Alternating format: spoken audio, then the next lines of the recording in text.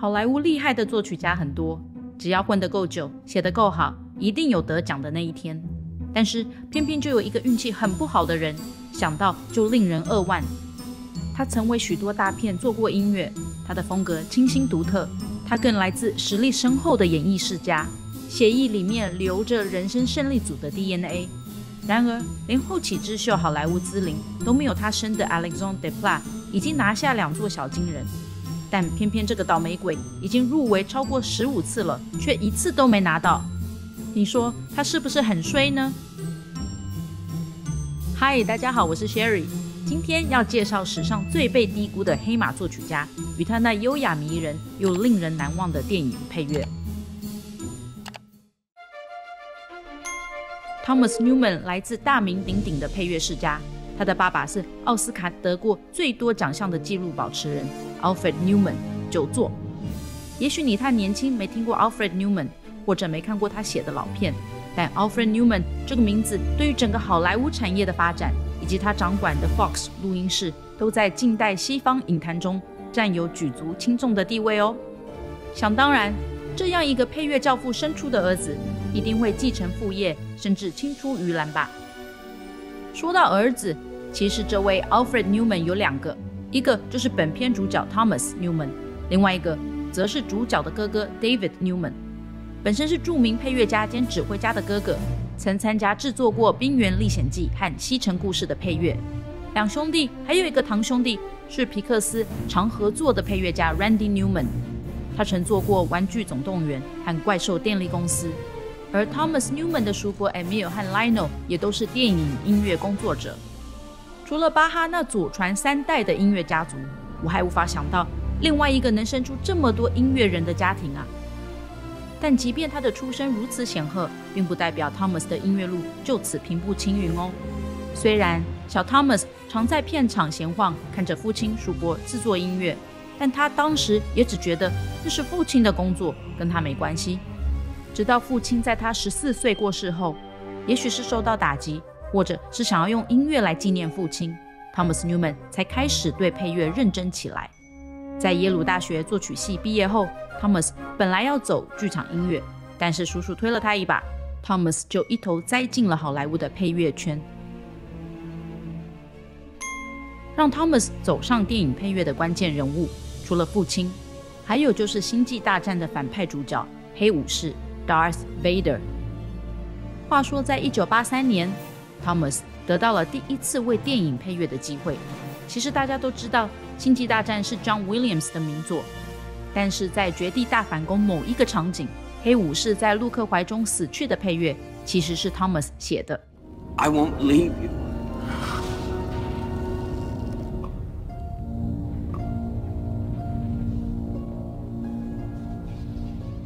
像这样接手配乐大师名作续写的案例，在《间谍桥》与《007》也被 Thomas 复制过哟。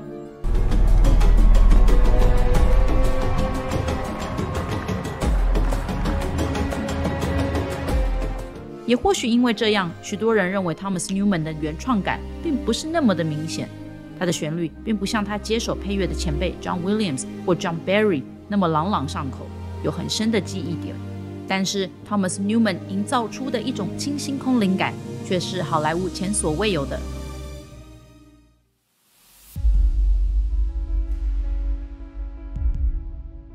堪称奥斯卡最大黑马的《刺激1995》非常励志。他讲述一个冤狱的小人物 Andy 在10几年的监狱体制中成功逃脱，获得自由。而主角的同伙好友与敌人反派，每个人都有不同的遭遇。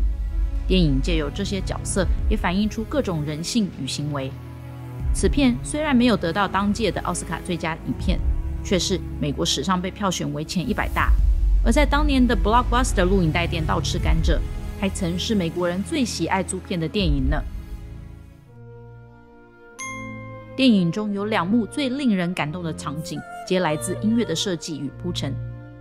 第一个是象征自由的既有音乐，主角 Andy 不顾典狱长在外面呐喊，他把广播室的门反锁，然后将唱盘的莫扎特歌剧《费加洛的婚礼》调到最大声，让整个监狱都听到。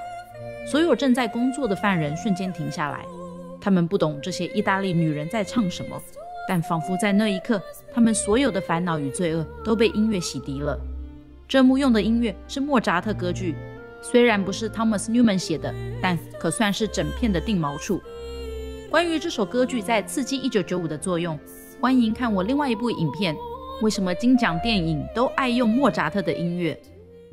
第二个场景是象征重生的原创配乐。在电影尾声，某天典狱长就寝点名时，发现 Andy 突然不见了。他们一路追踪，才发现这么多年来 Andy 在他墙上的美女海报后面挖了一个很长的坑。 Andy 连夜攀爬，一直爬到监狱外面都不停息。当时晴天霹雳，大雨狂洒，但是 Andy 却从泥沼中站起来，张开双臂享受重生后的雨水。这幕有基督徒的受洗仪式，从很细微的管弦乐声响起，一直到他张开双臂的那一刻，音乐才突然有了戏剧性的转折。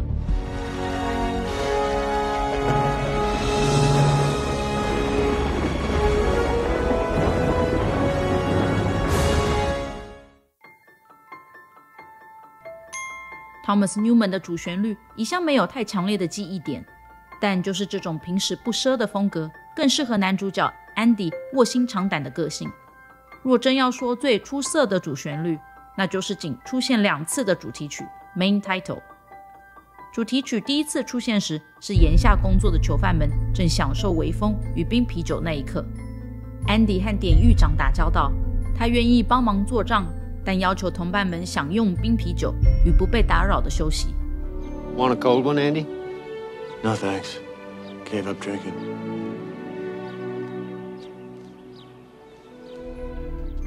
第2次主题曲出现时，已经是电影结束时。此时的 Andy 已获重生，他与好友终于相聚。主题曲 Main Title 旋律释放出开阔自由的气息，镜头拉高至整片蓝色海洋。看到此时，不仅令人感动，恶人自食恶果，好人终究得到自由。这部片一直是我心中的 Top 5， 除了激励人心，那部喧宾夺主但又能推波助澜的配乐，才是背后的最大功臣。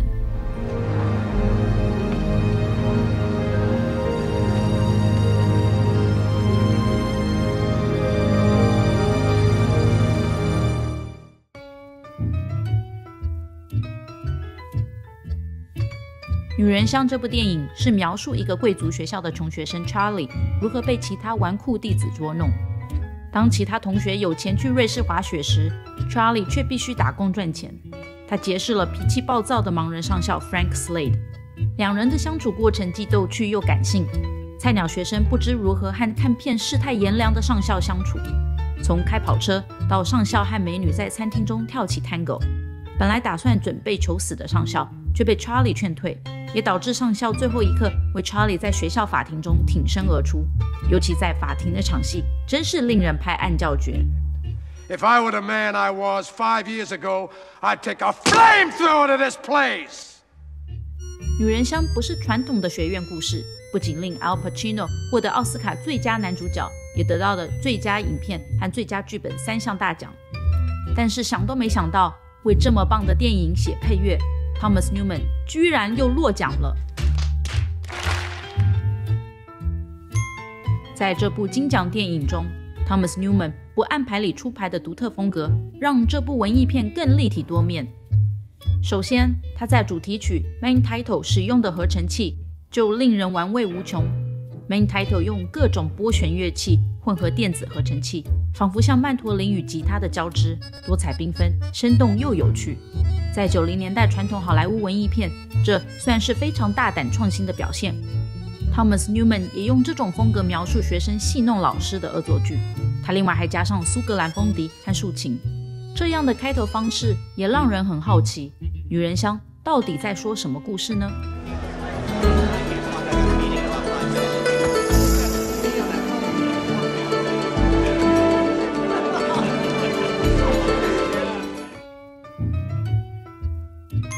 和刺激1995很像的是，女人香有一首非常棒的既有音乐贯穿高潮。我相信许多影迷会去收藏女人香的原声带，也正是因为这首曲子Por una Cabeza， 因为这首音乐实在是太红了。电影使用一首热情精湛的探戈名曲，来代表见多识广、历经人生的上校，而 Thomas Newman 用含蓄委婉的苏格兰风笛与竖琴来打造腼腆高校生 Charlie 的个性。这么反差的音乐类型 ，Tango 和苏格兰学院风笛，要不是剧情角色写的精彩，是永远不会出现在同一部片的。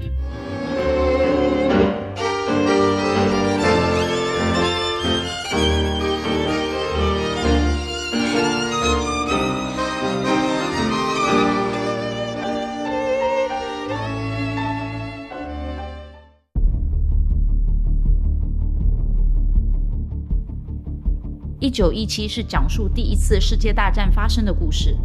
为了替国家传达讯息，2个英国菜鸟兵必须步行深入敌方领土，向6英里外的另一个部队传达消息，以防1600名英国士兵落入德军的陷阱而被屠杀。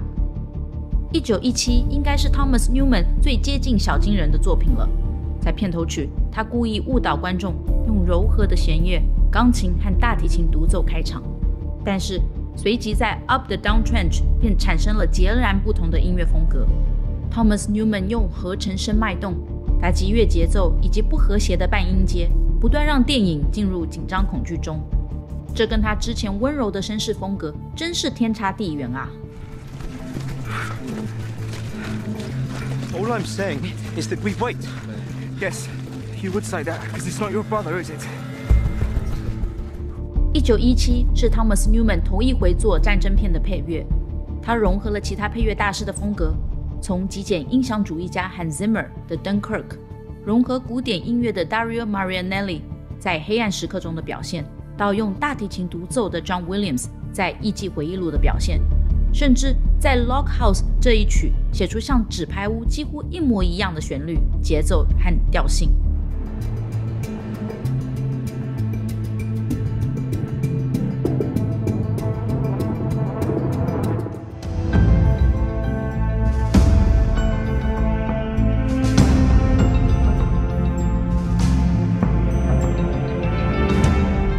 可以听出 Thomas Newman 非常想要融合主流，并且突破自己。但正也是这样，我反而更感到困惑了。虽然1917的配乐非常颠覆，但原来我们熟悉的 Newman Style 却变少了。难道正是因为这样，奥斯卡电影学院才决定让 Newman 第15次与小金人擦身而过吗？纵观而言，1917是 Thomas Newman 音乐生涯最大的突破。批评归批评，不过 Thomas Newman 毕竟是好莱坞数一数二的大作曲家，但是15次全部都和小金人擦身而过，也实在太倒霉了。这让人不禁好奇，他是否该改个名字，也许把本名 Thomas 换成 Tom， 像 Tom Cruise 那样每部片，尤其是去年的《捍卫战士》、《独行侠》、Top Gun Maverick 不断刷新票房纪录，这样会不会更好运一点呢？